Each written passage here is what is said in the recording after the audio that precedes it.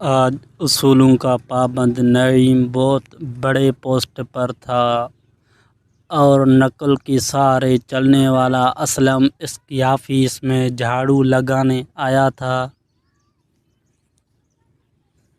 حافظ حور لائبہ خداداد کراچی۔ نعیم، اگر تم نے امتحان میں ہماری مدد نہ کی تو یہ تمہارے لیے بہت بڑا ہوگا، اسلم نے غصے سے کہا اور نعیم کو گھورتا ہوا چلا گیا۔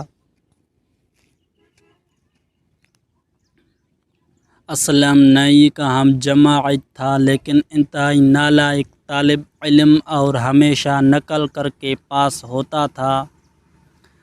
اسلم کے ساتھ اس کے کئی نکمے دوست بھی تھے۔ اس مرتبہ بھی انہوں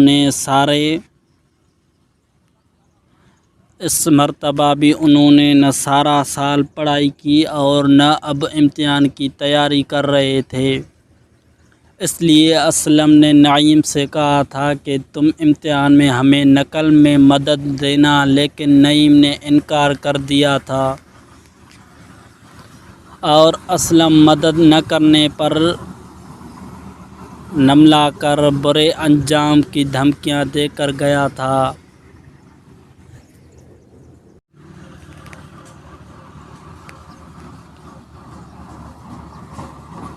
لیکن نعیم نے انکار کر دیا تھا۔ اسلم مدد نہ کرنے پر نملا کر برے انجام کی دھمکیاں دے کر گیا تھا۔ نعیم اپنے گھر کی طرف جا رہا تھا، جیسے ہی وہ سڑک پار کر کے ایک گلی میں مڑا تو اسلم اور اس کے ساتھیوں نے اس پر حملہ کر دیا۔ جاری ہے، اسلم نے نعیم کو گردن سے پکڑ کر زمین پر گرا دیا اور باقی سب نے مل کر اسے بہت مارا۔ اچانک سامنے سے 3-4 آدمی آئے۔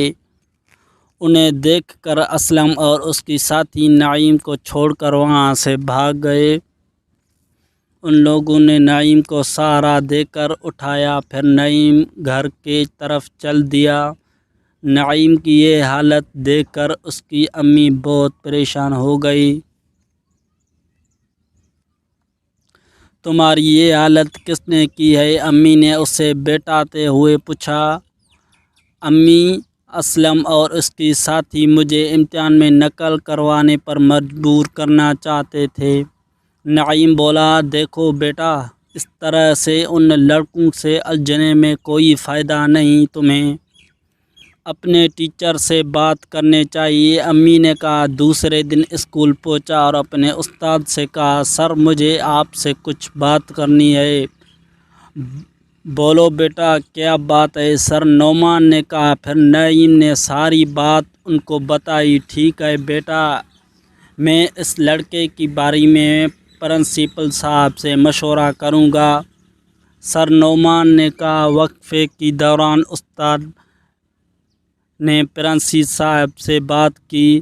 سر میں نے اس لڑکے کے بارے میں پوری معلومات لی ہے، وہ انتہائی نالائق لڑکا ہے، بہتر یہ ہے کہ اسے اسکول سے نکال دیا جائے، پرنسپل صاحب نے کہا۔ اس کے آخری موقع دے کر دیکھتے ہیں، ویسے بھی امتحانات شروع ہونے والے ہیں، امتحانات میں بیٹھنے دیں پھر کوئی فیصلہ کریں گے۔ امتحانات شروع ہو چکے ہیں۔ انگلش کا پرچہ تمام طلباء پورے توجہ سے امتحان میں دے رہے تھے کہ اچانک سر نعمان کی نظر اسلم کی جوابی کاپی پر پڑی، جس کے اندر سے کاغذ کے ٹکڑے نظر آ رہے تھے۔ انہوں نے فوراً اسلم سے کاپی لی اور اس کے کلاس سے نکال دیا۔ امتحانات کے فوراً بعد اسلم کو اسکول سے نکال دیا گیا۔ اس وقت نعیم کو بہت دکھ ہوا، حالانکہ اسلم اور اس کے دوستوں نے اس کے ساتھ بہت برا سلوک کیا تھا۔